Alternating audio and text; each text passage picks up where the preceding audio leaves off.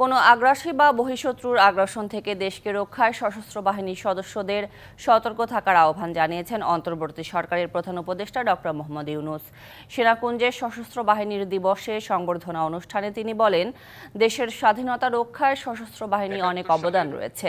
নিজেদের পেশাগত দায়িত্ব পালনে আরও তৎপর থাকার পরামর্শ দেন তিনি। সশস্ত্র বাহিনীর দিবসে সংবর্ধনা অনুষ্ঠানে যোগ দেন প্রধান বিচারপতি, সাবেক রাষ্ট্রপতি, সাবেক উপদেষ্টা, সরকারি উচ্চ পর্যায়ের কর্মকর্তা ও ঢাকায় নিযুক্ত রাষ্ট্রদূত সহ আমন্ত্রিত অতিথিরা। এছাড়া দীর্ঘ 12 বছর পর এই আয়োজনে যোগ দেন বিএনপি চেয়ারপারসন বেগম খালেদা জিয়া, ছিলেন বিভিন্ন রাজনৈতিক দলের শীর্ষ নেতারাও।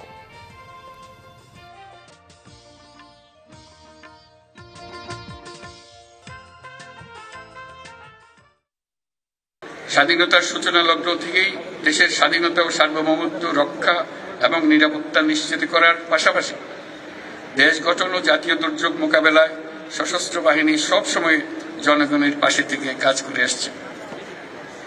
সাম্প্রতিক বৈষম্য বিরোধী ছাত্র আন্দোলনে এবং পরবর্তী সময়ে দেশের ক্রান্তি লগ্নে সশস্ত্র বাহিনী বরাবরের ন্যায় মানুষের পাশে এসে দাঁড়িয়েছে। দেশের ছাত্র জনতা এবং সাধারণের পক্ষে দাঁড়িয়ে সশস্ত্র বাহিনী আবারও দেশের মানুষের কাছে আস্থার প্রতীক হিসেবে স্বীকৃতি লাভ করেছে।